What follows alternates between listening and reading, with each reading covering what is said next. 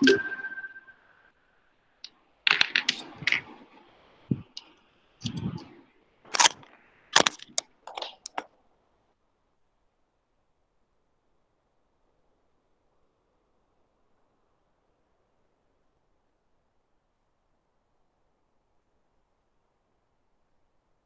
আগের দিন দেখেছিলাম in the last class we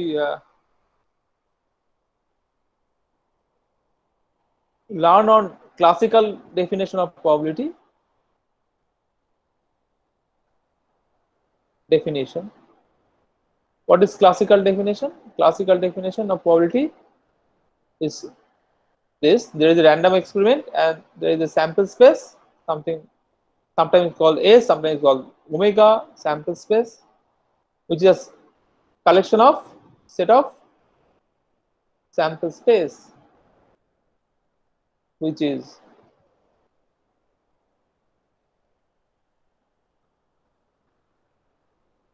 collection of all outcomes of a random experiment. And what are outcomes? Outcomes is a point of or element of S. And event, what is event? Event is a subset of S. We saw that all subset may not be event. Event must be a subset, but for finite case, we take all the subset as event, but in infinite case or uncountable case, we take some special type of collection, not all subset of sample space. We take some collection which is called sigma algebra. We can forget about sigma algebra. We can think just S is finite and the sample space is finite and event are all the subset of S, and event space is just a power set. Event space, which is a collection of all events, which is a power set of S, if S is finite. If it is not finite, then we will take a sigma algebra. Now we saw a example of coin tossing a coin. Tossing a coin, there are two outcomes, head and tail. The sample space is the set containing head tail. An event is therefore event. Phi is an impossible event. Set containing H, head containing T. These are elementary event, and whole S, the S which is certain event or is a composite event. The more than one element is composite event. And by classical definition of probability, probability of an event is nothing but number of element of A divided by number of element of S. It's just a classical definition of probability.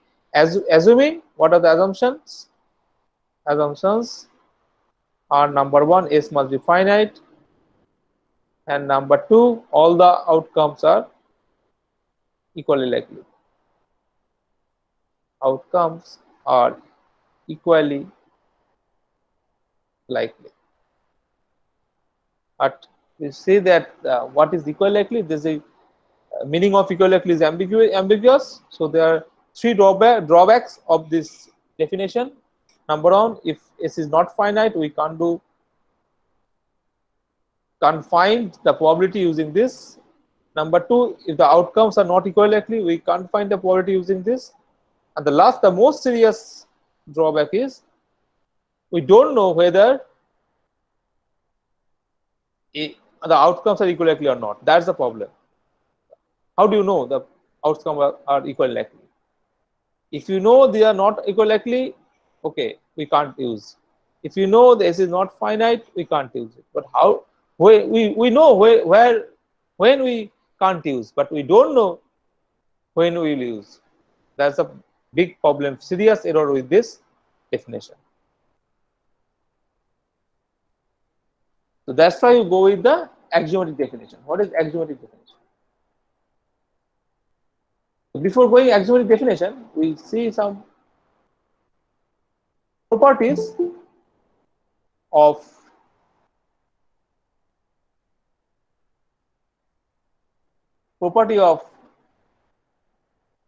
the probability. So number one, the probability must be between 0 and 1. It is obvious. Why it is obvious? Because probability of A is number of element of A by number of element of S. So number of element of A is obviously less than or equal to number of element of S, because S is a subset of S. It must be greater than or equal to 0. Eventually, by definition, this is actually uh, is a is in Q, rational number basically. Basically, it's a rational number, some integer by integer. It can't be irrational number. So, but probability by axiomatic definition, probability can be any real number. So, number 2 is the important property is probability of A complement is just 1 minus probability of A. How do you show this? This is very easy. Number of element of A plus number of element of A complement must be equal to number of element of S. And if you divided number of element of S divided by number of element of S, you will get probability of A plus probability of A complement is equal to 1. From that you will get this. The third one is important, which is probability of A union B is equal to probability of A plus probability of B if A intersection B is phi. This is very easy. Again, this is very easy. Using Venn diagram, if A intersection B is phi, that is two disjoint. This is called AB is called disjoint. Mathematically called disjoint, and probability is called also called mutually exclusive. Mutually exclusive means it is AB disjoint. If A intersection B is phi, it's called disjoint or mutually exclusive. Now it is mutually exclusive. So number of element of A union B, it is just the number of element of A union B is number of element of A plus number of element of B.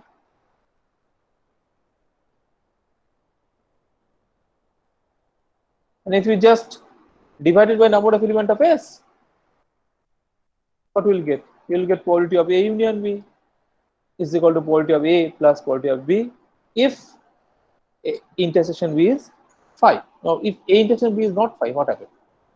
This is called inclusion exclusion principle.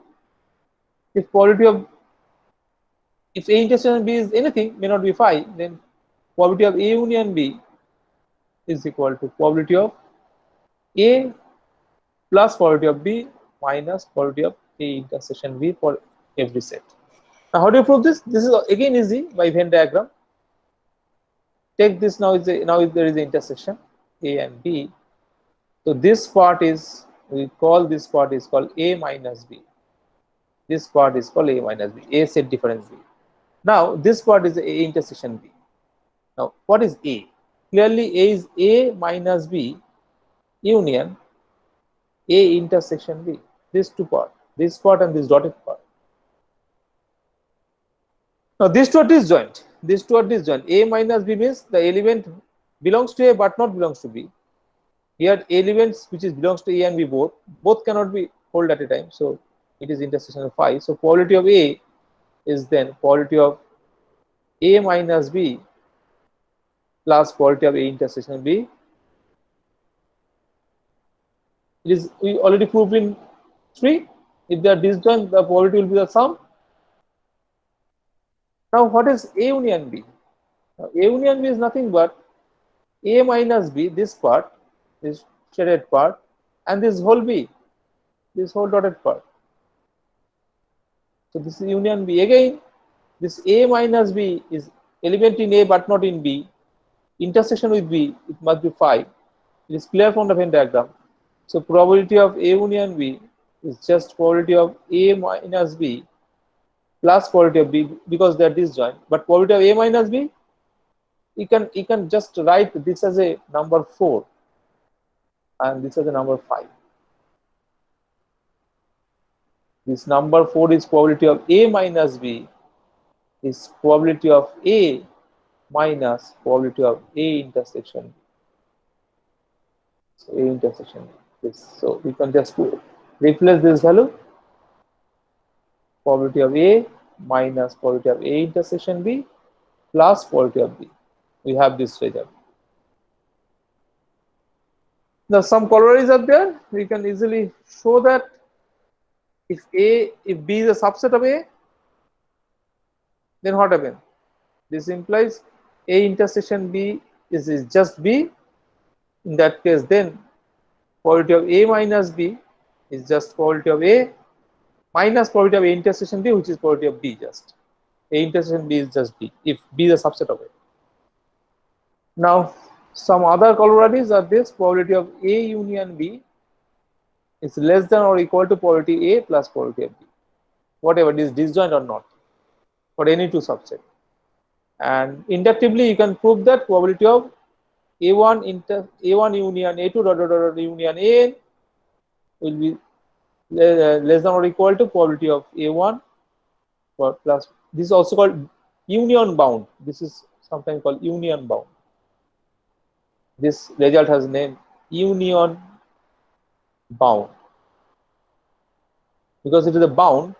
It's called upper bound. This is the union. The probability of the union is bounded by this sum of the probabilities.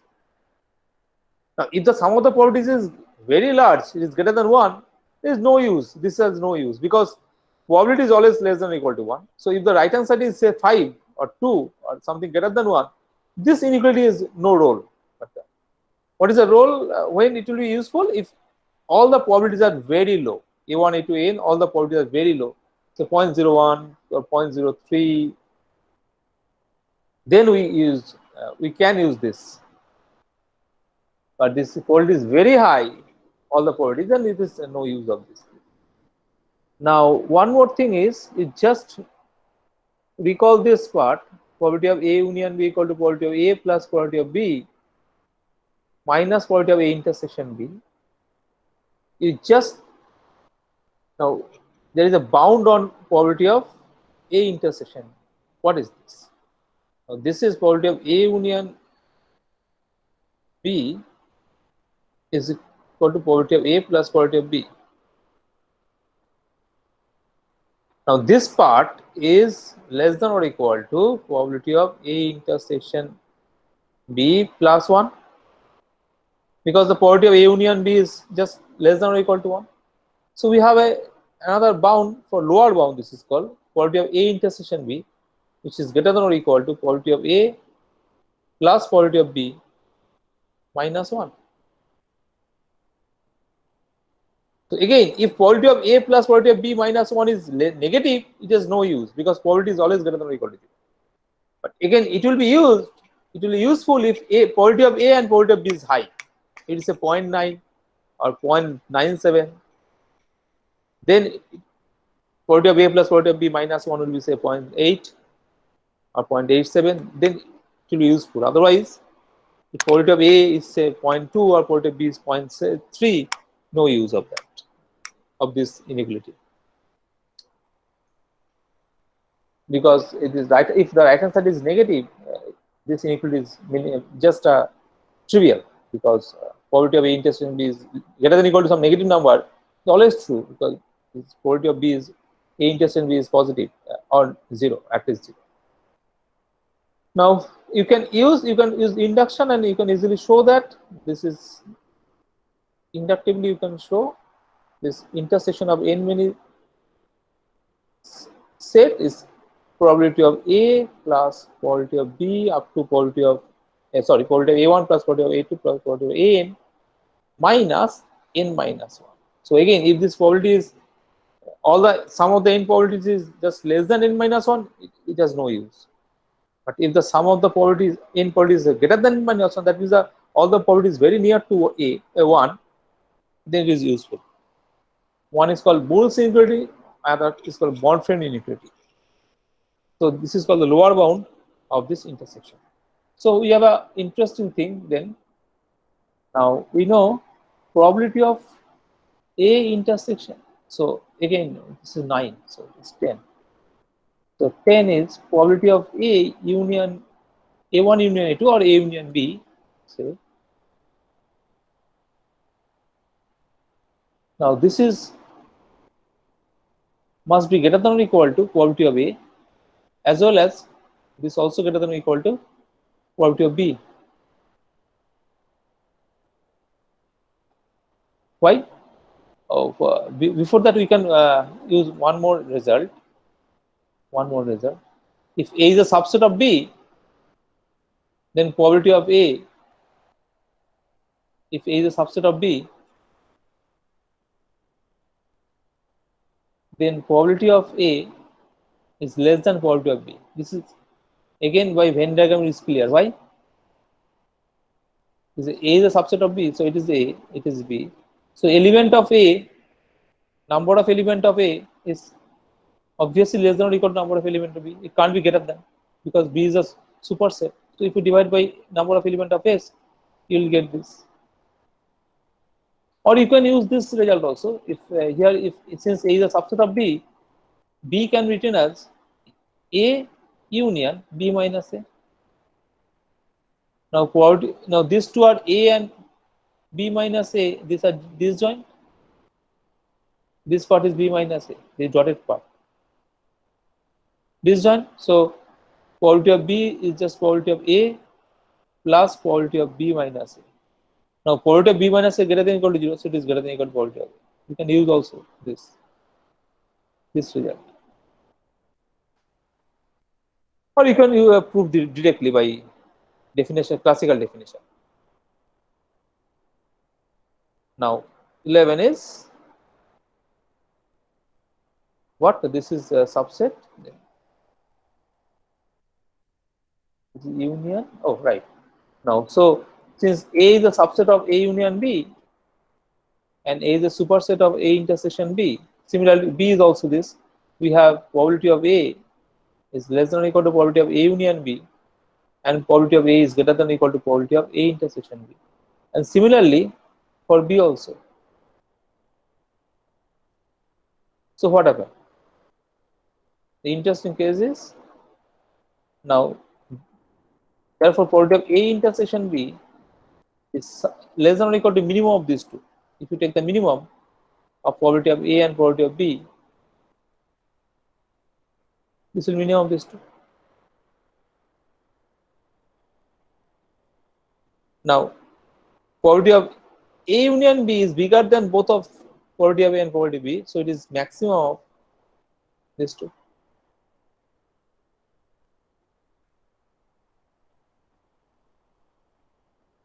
So you have a good chain. If you start from here, minimum of both the probability of A and probability of B, that should be maximum should be greater than or equal to that.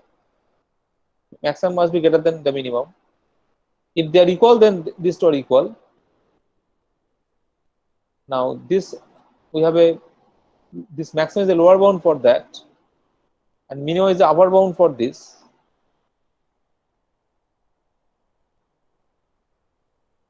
Now this union has a upper bound this, and this max intersection has a lower bound this. Very interesting result. So in a single inequality, single line, there are 1, 2, 3, 4, 5 inequalities. But obviously the one inequality is useless. Why? Because probability of A plus B is greater than or equal to 1.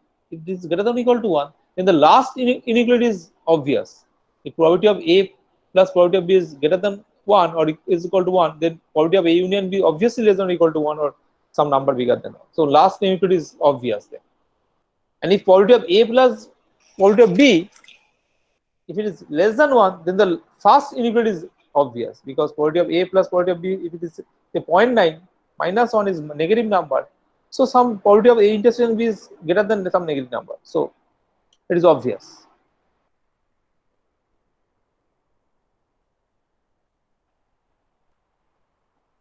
So one of them must be obvious. So let's check with an example. Now say probability of A is say half. Say you are throwing a die and probability of A is just say 1, 2 or 3 is the probability of A. Is A, this is A. So probability of A is B is say B is say 2 4 2 4. So 1/3 is 1/3.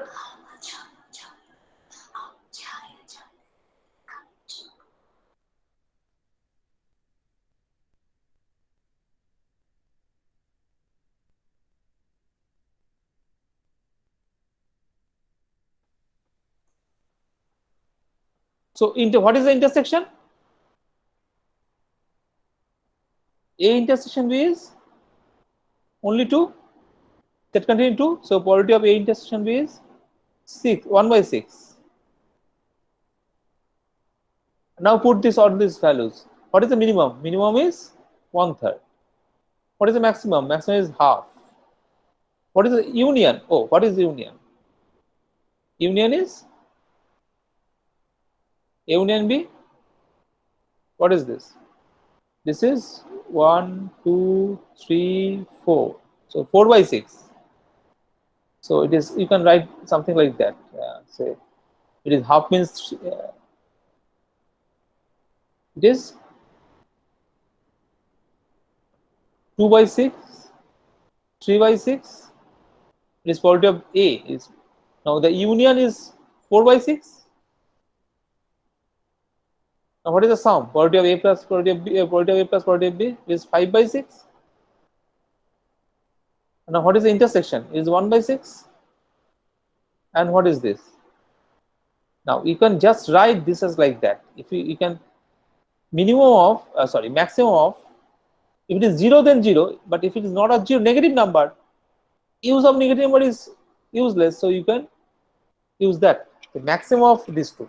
If it is greater than 0, you use that, but if it is negative, probability of A plus probability of B minus 1 is minus 1/6. Something probability is greater than minus 1/6 is obvious, so use 0 then. So 0. Similarly here, if it is a less than 1 is good, but if it is greater than 1, no use of that, so you can use minimum of this and 1. So here it is just 5/6. So minimum of 5/6 and 1 is just 5/6. So it is 0/6. Maybe one of the inequality may be here, maybe 6/6. But then in this case, this is useless. Here it is just 0/6. You use maximum of these two and we use minimum of these two. So this is a good one line inequality which actually state all the inequalities. And this is very good example with which elaborate this result. It's a very important inequality, one line inequality. So we have this, we max and minimum. So we use all this, we state all these probabilities, inequality, and result on probability. But you just think and you can see the main inequality is this. This one, oh, one of the, we miss one, say number 0. This probability of S is 1 and probability of phi is 0. It is obvious.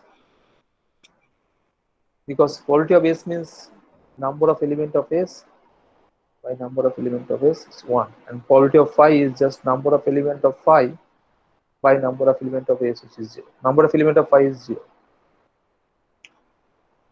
Now you can prove in all this result using just only one result, this one and this one, this two. So you can prove all this result using only two. What is this two? Probability of A is equal to 1 and the number 2, probability of A union B is equal to probability of A plus probability of B if A intersection B is 5. Using these two, you can prove all the results. So if you want to prove probability of phi equal to 0, how do you prove? So you use phi union phi. A equal to phi, B equal to phi, which is probability of phi. Phi union phi is phi, but phi and phi both are disjoint. So probability of phi plus probability of phi using 2. but you just cancel one probability of 5, then you will get probability of 5 equal to 0. So you can easily prove from the 2. From 2 you can easily prove that probability of 5 equal to 0. Similarly, you can prove probability of a complement equal to 1 minus probability of how? Similarly, this S equal to actually A union a complement. Again, A union A complement is disjoint. So probability of S equal to probability of A union A complement, which is just probability of A plus probability of A complement. But this is 1 by this 1. So we get probability of A complement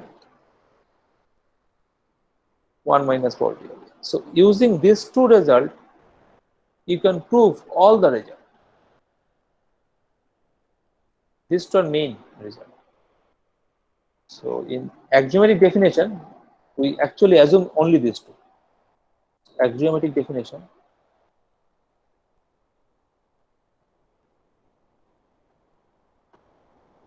of probability. So probability is nothing but a function, like a function from event space. Say E is the event space, is maybe power set of S or maybe a sigma algebra from 0, 1.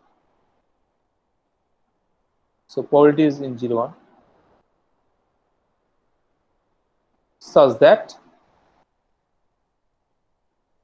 probability of S is equal to 1 and probability of A union B. Again, this is for finite case, S finite. A union B is probability of A plus probability of B if A intersection B is 5. Just these two, we assume these two, because we can prove these two using the classical definition. But if classical definition is not true, is not hold, the condition of the classical definition not hold, is valid, the condition is validated, then what happens? Then we can't prove that probability of S equal to 1 using just that classical definition, because we have no idea of classical definition. We forget our classical definition because the assumptions of the classical definition is false. We can't use the classical definition. So how do you say probability of S equal to 1? So we have to assume that probability of S equal to 1, and this is natural. Probability of whole certain event is 1, and probability of A union B is probability of A plus probability of B. If these two are disjoint, we can't prove if you don't use the classical definition. So we have to assume this also. But if you assume these two, you can prove in all the other result, other inequalities, other result. So that's why it's called, these are called axioms. Axioms 1, axiom 2. These two are axioms. It's called axiom 1, this is axiom 2. So that's why it's called axiomatic definition. We assume this only two axiom, but again it is for finite and for or maybe countable.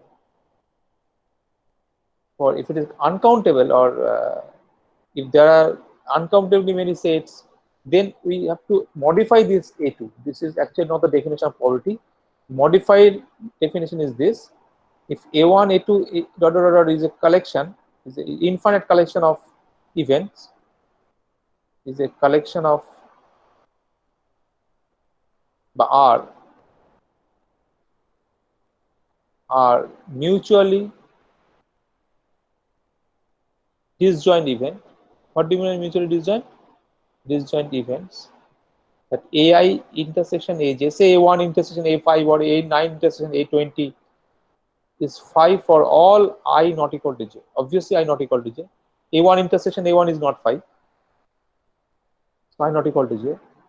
If they are mutually disjoint event, then probability of A1 union dot dot dot of infinite union is called infinite union is probability of A1 plus probability of A2 dot dot dot is called series. This right hand side is called series. Sum of some infinite sum of numbers is called series. Right hand side is series and left hand side is probability of infinite union. This is the modified version. This version is true for all possible sample space. But this axiom 1 and axiom, you can say the axiom 2 dash. If you use axiom 1 and axiom 2, it is for some restricted cases. And axiom 1 and axiom 2 dash is for general cases. Now, obviously, if you assume axiom 2 dash, this axiom 2 is obviously true because you will take just only two set. A1 as A2 as B. Another set is like phi. You use phi, then A1 union A2, dot dot union phi, union phi, union phi. That is A1 union A2. And right hand side also probability of phi equal to 0, 0, 0 plus 0 plus 0. It's just probability of A1 plus probability of A2. So you can easily, if you assume the next one, the modified version, then you can easily prove this finite version. But there is some cases where this finite version is true, the modified version is not true. And but we will not go with that. We have to use then sigma algebra and other thing also. So we use finite or countable case. So in that case, we use only A1 and A2, not modified version. No need of modification. So this is called axiomatic definition, and using axiomatic definition, you can prove all this result what we proved by classical definition. So this is called axiomatic definition of probability, or something called modern definition of probability. The modern definition is like a function. The probability like a function. So there is a concept called independency. Independent event. What do you mean independent event? Independent events means if A, B are independent, if probability of A intersection B is equal to probability of A into probability of B. That's in the last case. In that showing a die that A is 1, 2, 3 and B is 2, 4. So probability of A is 1 by 2, probability of B is 1 by 3, and probability of A intersection B is 1 by 6, which is probability of A into probability of B. So these two are independent. If this is called independent. And if it is not true, then it is not independent. Now, if there are more than two, say ABC, there are three, then there is term pairwise independent. What do you mean pairwise independent?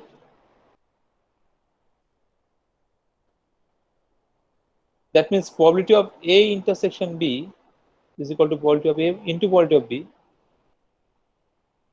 Probability of A intersection C is equal to probability of A intersection probability of A into probability of C, and probability of B intersection C is probability of B into probability of C. This, if this three hold, is called pairwise independent. It's called stars. If star hold, then it's pairwise independent. And there is a definition which ABC is called mutually independent. Mutually independent. What do you mean by mutually independent? Dependent. That means ABC are pairwise independent first. That's star hold, and moreover, probability of A intersection B intersection C is equal to probability of A into probability of B into probability of C. So if such a ABC is such that this star hold, but this probability of A intersection B intersection C is not equal to probability of A into probability of B into probability of C, that is called pairwise independent but not mutually independent. And we can just give example for that. Say A equal to 1, 2, 3, okay. B equal to say 2, 4, C equal to say what? C equal to say 3, 3, we need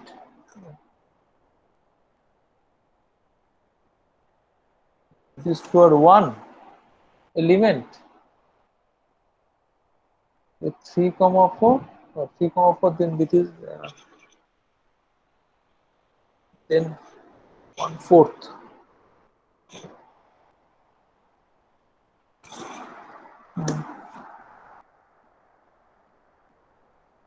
No.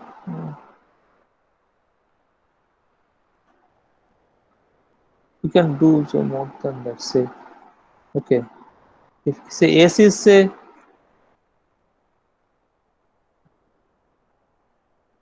S equal to 1 2 3 4, A is equal to 1 2, B is equal to 1 3 say, and C equal to 2 3, right? Right. So what is the probability of A? Is half. Probability of B is also half. Probability of C is also half. What is A intersection B? Just element, only one element. What is B intersection C? It is just 3, set containing 3. What is A intersection C? Only 2. And what is A intersection B intersection C? It is 5. Now what is probability of A intersection B? It is 1 by 4, which is probability of A into probability of B. Now what is the probability of A intersection C? Again 1 by 4, which is probability of A into probability of B C, and probability of B intersection C is again 1 by 4, which is just the product of probability of B into probability of C. But probability of A intersection B intersection C is not 1 by 8, it is 0. So it is pairwise disjoint, and pairwise independent but not mutually independent. This is an example. So example of pairwise but not mutually independent.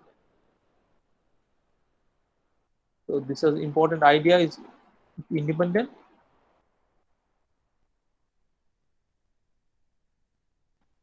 So some one more example is something like that. Say if you are tossing a coin two at a time, and this head and tail both are probability half. We we write this, but actually you have to write this. This is not correct.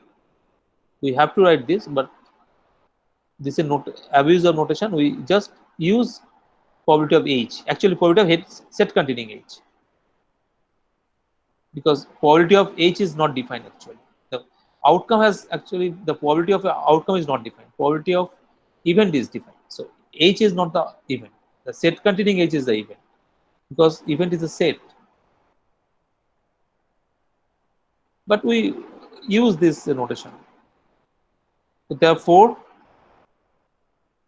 outcomes, and if take say A is a event which denote the head occur first. Head occur first means it may be HH, it may be HT.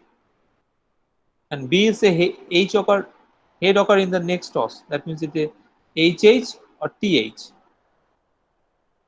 Head occur in the second toss. Is a head occur in the first toss. So what is the intersection? Head occur in the both toss.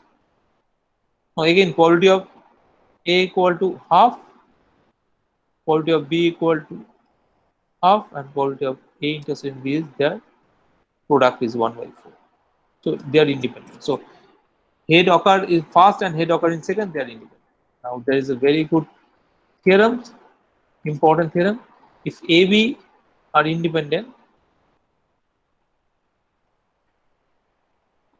then A and B complement also independent. Then A complement B is also independent, and A complement B complement also independent.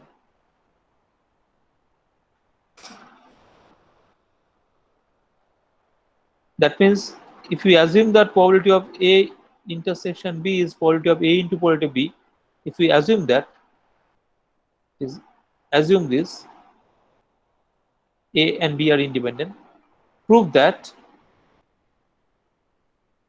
A and B complement is independent. So probability of A intersection B complement is probability of A into probability of B complement. Now, how do you prove this? To prove this, you need the Venn diagram.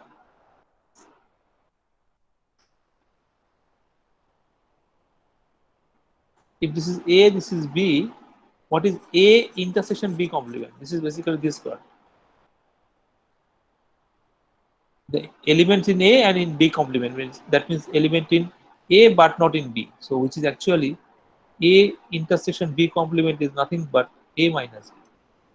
Now, what is this probability? Probability of this is, we know this probability is probability of A minus probability of A intersection B.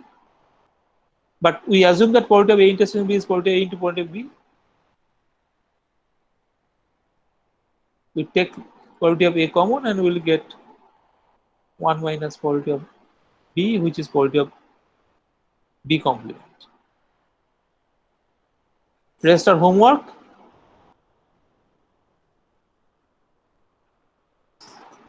Prove that A complement B is also independent and A complement B complement is also independent. And not only that, if you assume any one of them, if you assume A complement B complement is independent, you can easily prove the other three. That means these four things are equivalent. If A B independent, A and B complement is independent, A complement B is independent, A complement B complement is independent. These four are equivalent statement. If you assume one, you can easily prove the other. And this is for two. But if A, B, C are mutually independent, we don't know whether A, B, and C complement is mutually independent or not. And it is obviously true that if ABC is pairwise independent, then A, B, and C complement is pairwise but may not be mutually independent. If ABC are pairwise independent, that means A, B complement C is mutually pairwise independent. But we don't know if it is mutually independent or not. So pairwise independent implies the complement also in pairwise independent.